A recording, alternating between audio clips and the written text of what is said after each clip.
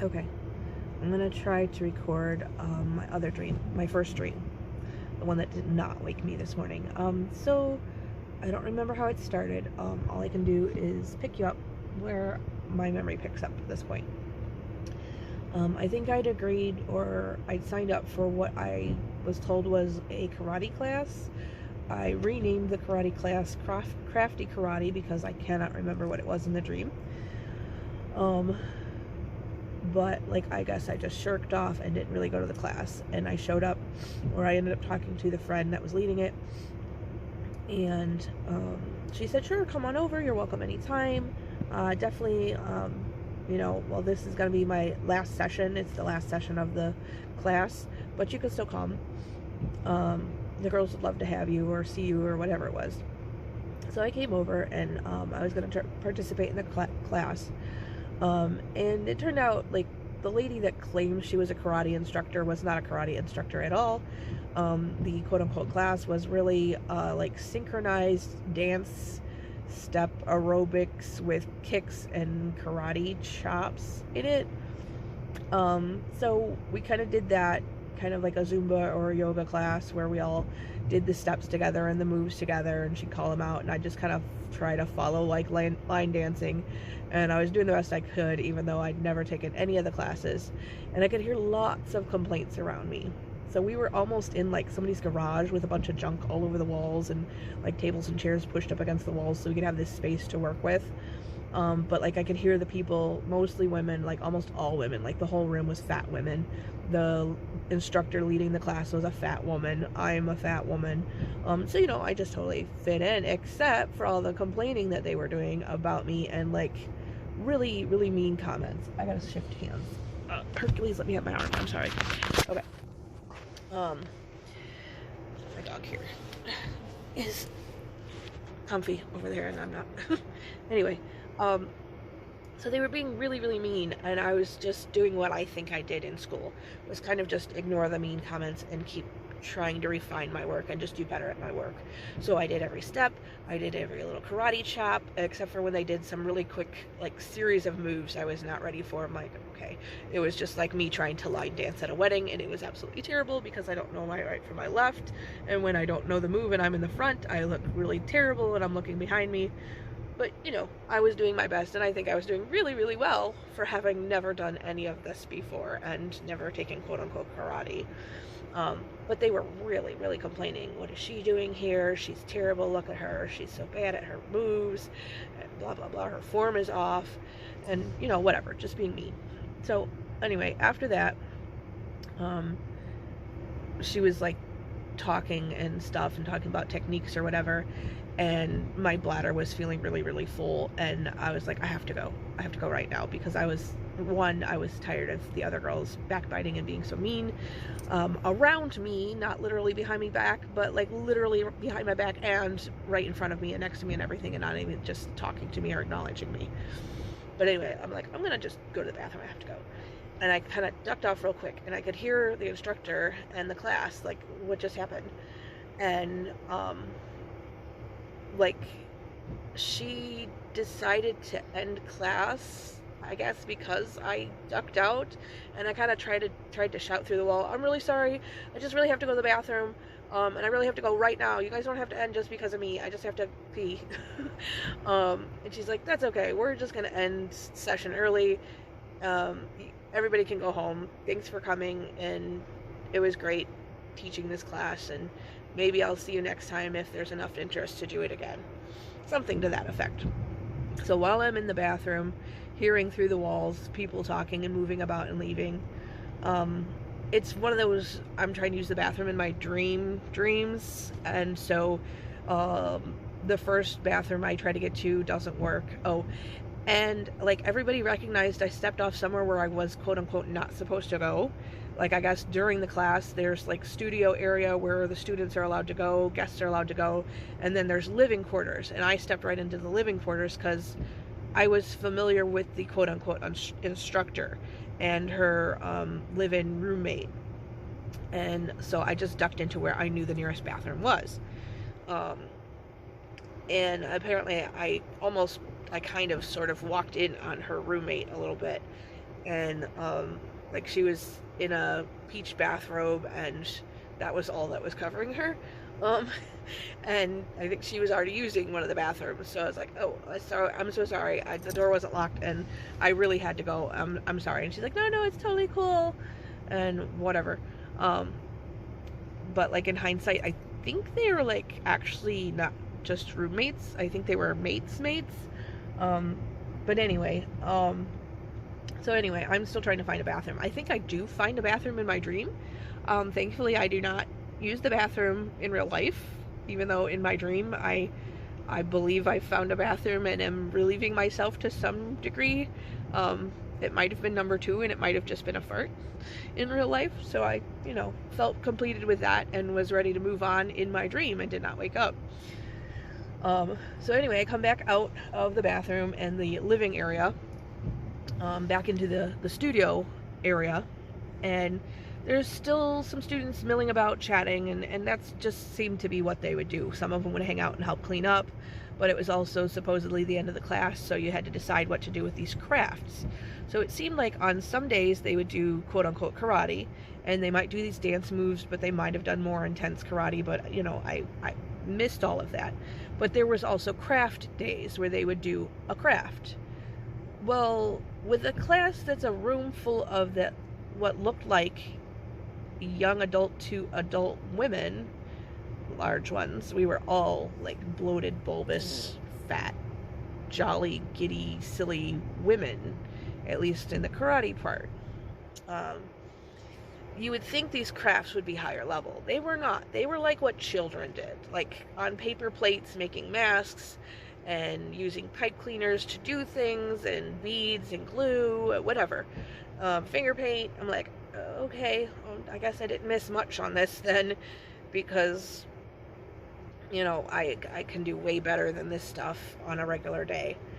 But we got to talking, and there was a male that popped up in some of this during the cleanup time, and they were like, "Oh yeah, this was that day that we did this, and so did this one, and so did that one," and they're kind of jogging their own memory, pointing out who did which craft, and this one's mine, what do you think of it, isn't it great, looking for praise, that kind of thing, and critiquing each other's, and she's not really good at it, stuff like that.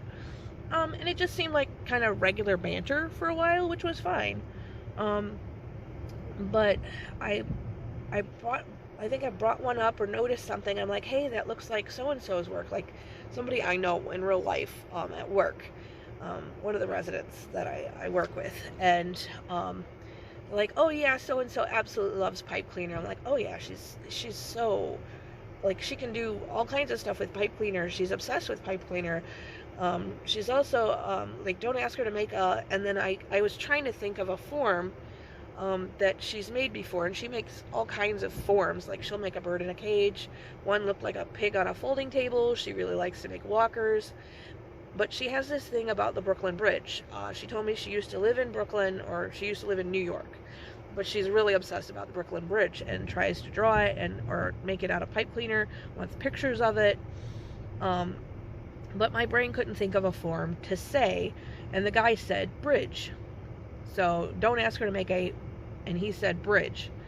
And then he goes and picks up a pipe cleaner form, which was probably one of hers, and starts acting like it's a duck's bill or something, and making it talk, and like mocking her and trying to sound like her, and then making weird like physical movements like she does. And it was just creepy and kind of distasteful, and turned my stomach. And I'm like, in my head, this girl is really talented. She's misunderstood, but she's really talented. And he's just like grossly making fun of her. I'm like, yeah, and kind of turn away. And he goes to the rest of the crowd. He turns the other way to the rest of the crowd, the rest of the girls, and continues his mocking dance, and kind of jaunting around, and making the duck noise or mouth bill with the little piece of bridge that she did manage to make. And, just looking for praise, attention, and their laughter.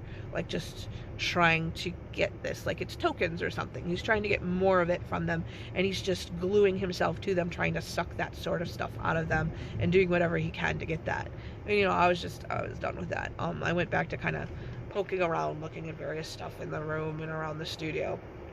But what was weird was after that, it started transitioning. Like I was almost like in a dance hall or behind stage, and like I see some of the girls putting things on over their leotard. They're changing into like a costume, and they're dressing up in costume almost like they're about to go trick-or-treating, and they're all dressing as witches and telling me what kind of a witch they are and everything. And this one girl seemed really dour at the moment, like she was upset at herself or someone or something, and just kind of looked like she had this really sour look on her face and like upset. And she was putting on these layers. She had, I can't use my arms to describe it because one's holding the phone, one's holding Hercules here. You can't see him. There he is. Anyway, so she puts this, I guess you'd call it a caplet over her shoulders, like a short cape that was front and back, and it was kind of feathery, wispy, and it had like gold, flecks of gold, feathery stuff in it. And like during the dance, I don't know whether she was good or not, where she was, whether she was making fun of me or not. It didn't matter to me at the moment. I just kind of came up to her. I'm like, oh, that's really pretty. Trying to compliment her on her change of outfit and trying to make her feel better. And she just like did not acknowledge me at all. Like I could tell she could tell I was there. She did not look me in the eye. She did not lift her eyes. She just kept looking at her clothes and like putting buttons on it and continuing to enhance it. What I realized later, like one of the girls behind me or two of the girls talking behind me is like, she's not going to talk to you. She's an X level witch or whatever, and you are below her. What I picked up was that if she talked to me, she perceived it that it would lower her rank to talk to me. I'm like, oh, okay. I just kind of moved on, and continued kind of poking around, and I think I was getting ready to leave the kind of garage-like area through a side door, and still listening to the little hubbub as things turned to change for either a play or for them to go trick-or-treating, as they all put on the guise or the belief that they were witches. Now, you know, after the dream and awake here, I believe that it did go from play acting as witches to actual witches. Maybe some of them were still play acting and not believing they were real witches, but some of them really, really believed they were witches, and I think some of them really, really were practicing witches. And so then they were standing around talking about people they don't like, things they didn't like, and then I guess like the curse they called down on them, or the nasty things they would do to them. So this group got kind of nasty and still petty, fat, bubbly white girls, with your kind of effeminate, lisping, mincing white guy.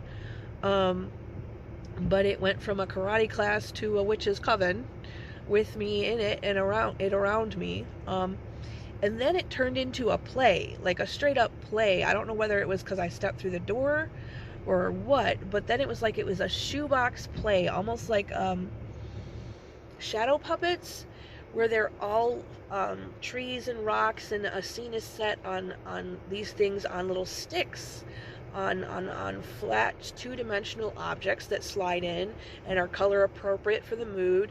And then there's a sky with dotted with stars, and this moon comes up, and I hear the girls complaining about Dorothy. Dorothy's coming, and she's such a screw up. She messes everything up. I don't know why they put her in charge of the moon. And I'm like, I don't know. But strangely enough, I see this moon rise up in the play scene, and it's brilliant. It's absolutely beautiful. It's like they've either shown a light on it that's making it look like it's glowing on its own, or there's lights coming behind it. So it really looks like it's glowing on its own. And then I see Dorothy, like from the Wizard of Oz, with her gingham dress, her white puffy sleeves, her almost, they are knee-high white socks with the ruby glittery slippers, and she kind of like pops up behind a line of trees that's supposed to be the background, and her hands are up above her, and she like grabs onto the moon, and it's almost like she's a projected light. The image of Dorothy is a projected light onto this starry night background, and she grabs onto the moon and kind of like slides down with it, and then you can see it almost looks more like a plate in her hands, and then as she disappears behind the trees, you hear a plate clatter onto the ground and possibly break, while the girls are mocking her and making fun of her and being upset that she's here to ruin everything. There she goes, she's stealing the moon, she's ruining the moon, she's breaking all the moons or something like that, and she jumps up and there's another moon that comes up and she grabs onto that and she's trying to take that moon down, and like it's almost like she's supposed to be putting the dishes away, except the dishes are moons and the moons are popping up over the horizon, and she's trying to grab onto them and they pop up faster than she can grab onto them, and the person doing the puppeteering is pushing them up faster, so that they're overlapping each other. And it's kind of comical, but that's also kind of where my dream ended and turned into the one with the kids making fun of the teenage girl and shoving her in a pipe, which is the one I woke up from because that was too disturbing for me to keep sleeping on.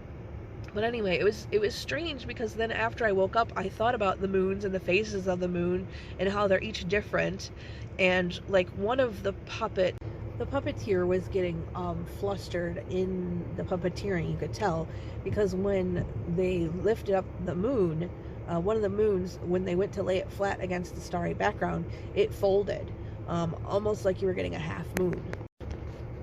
Okay, so I ran out of recording space while recording that last one. But anyway, the phases of the moon, it's interesting how they are like curved or half, and there are several of them.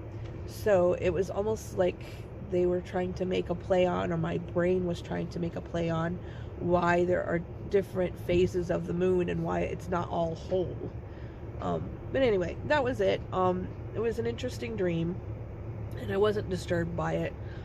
Even after waking up, I'm not really disturbed by it. I was more disturbed by the one that came after, where the kids were bullying a skinny teenage girl, and yeah, I recorded that dream, and maybe if I get far enough in my brain processes, I can link it at the end of this one.